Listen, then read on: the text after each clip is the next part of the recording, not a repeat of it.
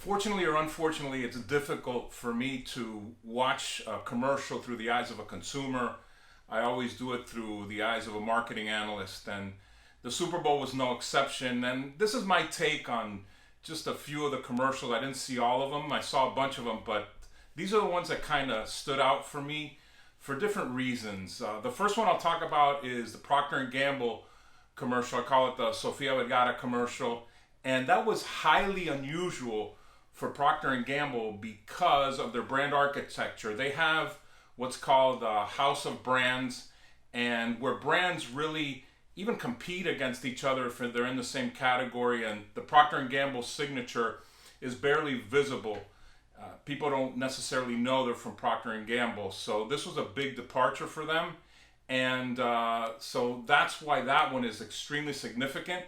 I thought the ad was very entertaining, and what I believe the message they were trying to get across is, yes, Procter & Gamble has this huge array of brands in different categories, and they are, or they can all be part of your household. So I think that's what they were trying to do, or they're changing their brand architecture a little bit to include a larger signature, so to speak, of P&G.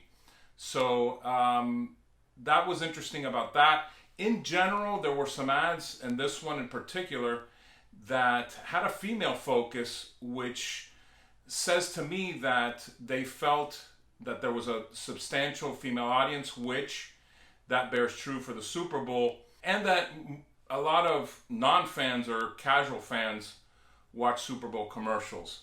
Next, we'll move on to another one that caught my attention because it hit home on an emotional level, really at a self-expressive level, and that was the Budweiser typical commercial. And what that did was really play to a sentiment that's out there, and all this is backed by market research. I'm sure these companies, Fortune 500, Fortune 100 companies, spend tons of money on market research, and I'm sure this came out, that there's a sentiment that there are things that Americans do that kind of irritate other nationalities, other people.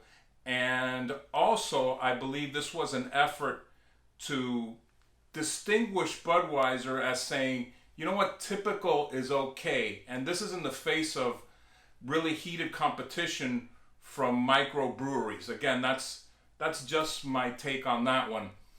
Staying with Budweiser, their Bud Light Seltzer, one of their spots I thought was very interesting because they may have done some kind of attitude and usage study, and they discovered, or their hypothesis is, that the seltzer business could cut into their core brand, which is Bud Light. So in that one commercial where Post Malone is inside of a convenience store, and yes, they borrowed that whole concept from a Disney movie called Inside Out, where the brain and different emotions are sending signals to the body. But anyway, it was interesting to see that the message was, you know what, you have money for both. So you can buy seltzer and continue buying Bud Light, the base product.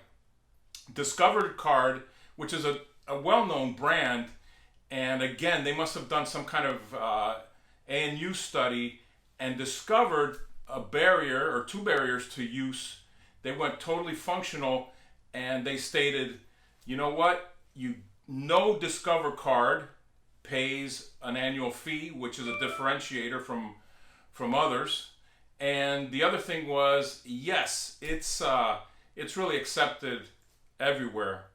So that was interesting to me. A very well-known brand, not playing to emotions, but to something very functional.